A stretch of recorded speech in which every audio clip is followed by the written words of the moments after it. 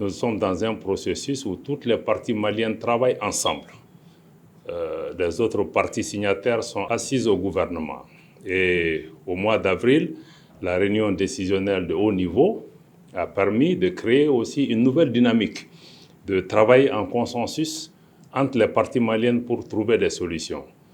Je pense que le Conseil serait dans son rôle de pouvoir aider les parties, accompagner les parties et éviter de se mettre dans ce type de posture d'aller à contre-courant des efforts que les parties sont en train de faire dans le cadre de discussions, dans le cadre de la recherche de partenariats, dans le cadre de la recherche de consensus pour surmonter les difficultés qui peuvent apparaître dans le cadre de l'application de l'accord.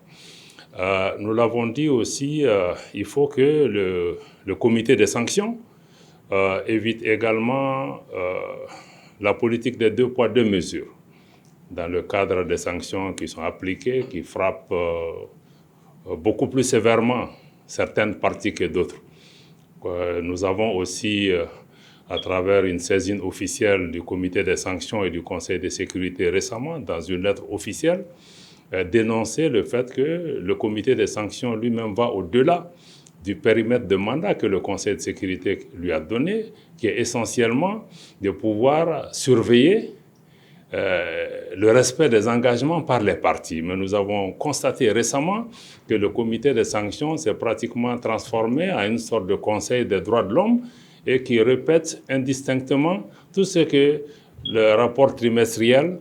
de la division des droits de l'homme, de la MINUSMA fait. Donc le comité des sanctions, au lieu de regarder l'application de l'accord, est là à citer le nombre d'incidents, le nombre de violations des droits de l'homme qu'il y a eu dans des périmètres qui ne concernent même pas la zone d'application de l'accord, parce que l'accord concerne le nord du Mali. Ils sont en train de regarder ce qui s'est passé à Nara, ce qui s'est passé dans le centre du pays. Donc je crois qu'en résumé, notre question c'est ça. Aujourd'hui, le Conseil de sécurité et le comité des sanctions doivent plutôt aider les parties, accompagner les parties, inciter, et quand il y a des dynamiques positives, se mettre dans ces dynamiques positives et aussi cesser d'être des instruments au nom de certaines parties, au nom de certaines puissances qui ont des objectifs stratégiques qui sont contraires à l'intérêt des Maliens.